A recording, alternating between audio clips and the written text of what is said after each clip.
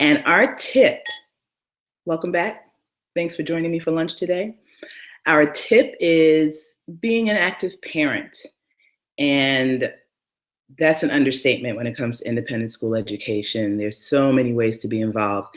Actually, I'm completely exhausted from our school's homecoming this past Saturday. It was awesome. A lot of I met alum of color from 1970. And you have your young ones there who are graduating in 2029. And a lot of friends and faculty were there. So we had a really great time. So that's just one of the ways you'll be involved as an independent school parent. These tips come from the RISE Roadmap to Independent School Success and Beyond. Its launch is this Sunday. We're about 6 or 7, depending on how you read a calendar, 6 or 7 days away from the launch of this book. It's been a long time coming. It's a long birthing process, but we're really excited about it. The very first installment, which is one of 3 installments, is how this unique educational journey can benefit families of color. So please, we look forward to having you there. We'll discuss the book, but I guess even more importantly, there will be many private independent schools from day to boarding to all girl to all boy, from Manhattan schools to Bronx schools to Westchester schools to Greenwich, Connecticut schools to Boston schools will be there looking for you. So let's just get right into the tip because we're all busy and lunch is not that long. So I want you to remember back to when you were applying to independent schools, or if you're currently applying, think about this. When you are going through this admissions process, schools are not just looking at your children, they're looking at you too, right? So they just don't admit your children, they admit you as a family. So they really do expect that you're gonna show up, dig in, and share your perspectives. They are very important. So what does it mean to show up and be an active parent at an independent school? And we're talking about from the recruitment phase, admissions phase, through retention, through graduation.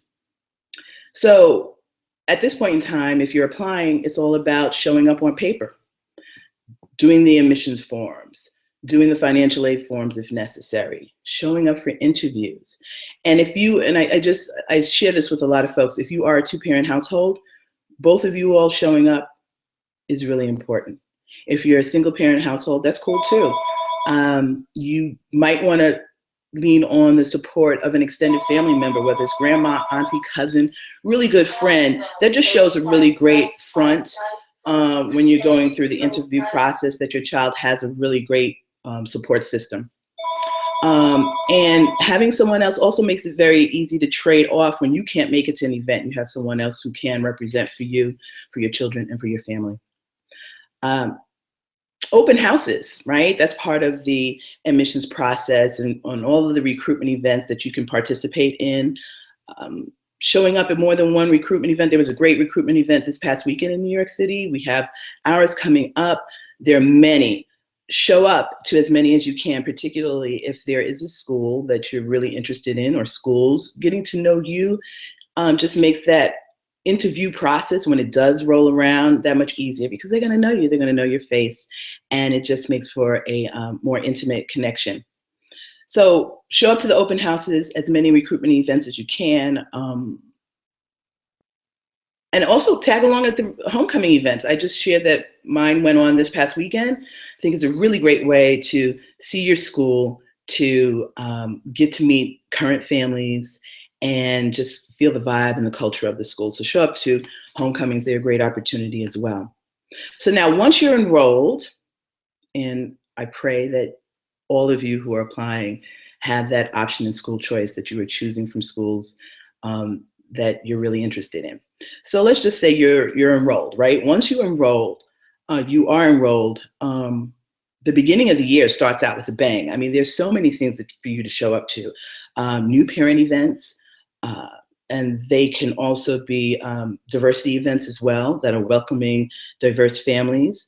There's Parents' Day, where you are going to your children's classes, seeing how they navigate the school day, and meeting their teachers and learning about their curriculum. My husband was out of town and I had to do 2 kids in one day. I was exhausted.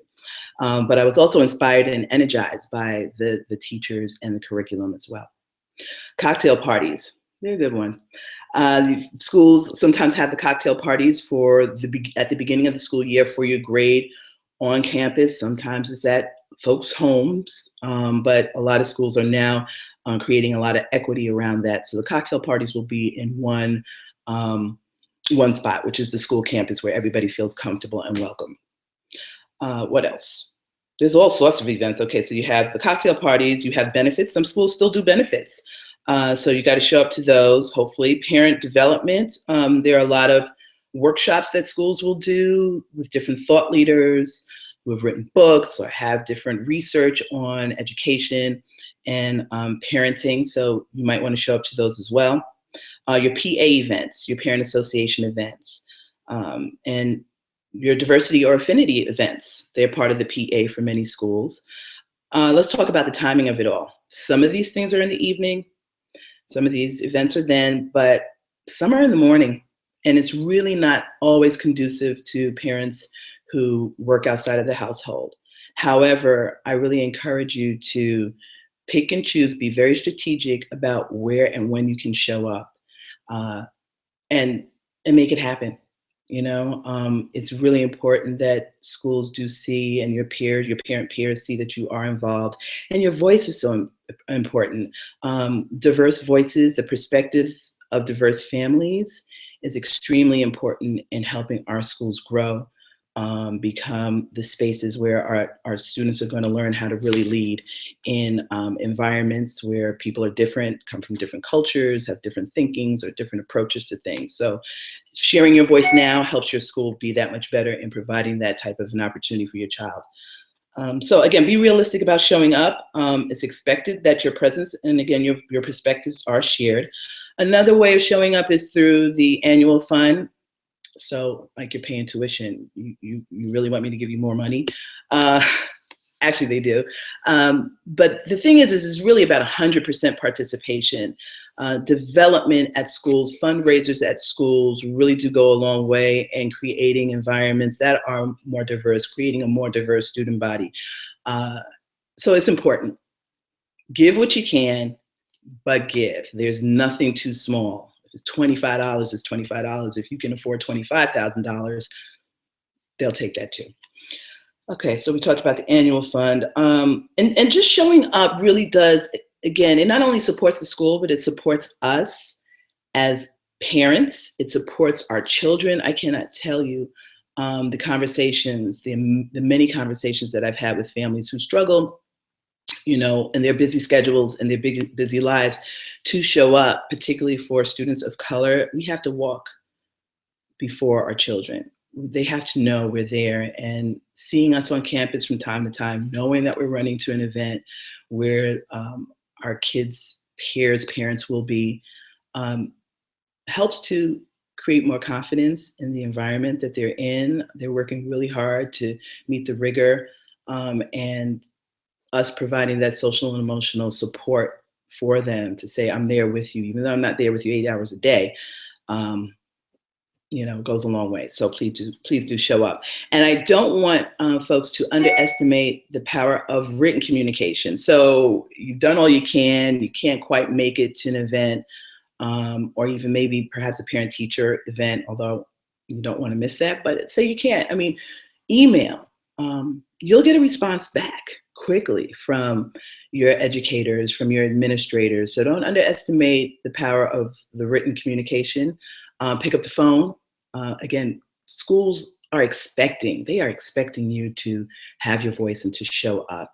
So do so, and it's going to go a long way.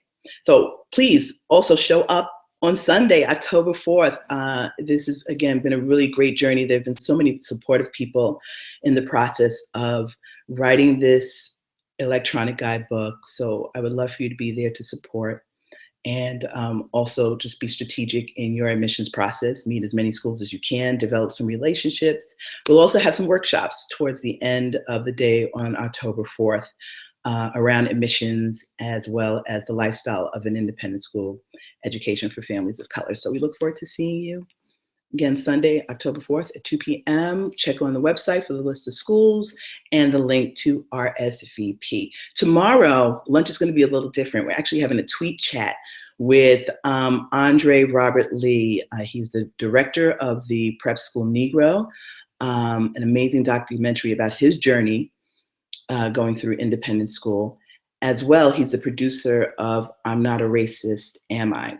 So we look forward to speaking with him tomorrow via Twitter. So you don't have to see my face tomorrow, but I will be tweet chatting with him, and all of that information will be right where you found the information for this lunch with Gina tip today. All right, so I look forward to sharing Andre with you tomorrow. Phenomenal guy, and I thank him for the forward for the book. Okay, see you tomorrow, or I'll tweet with you tomorrow. Bye.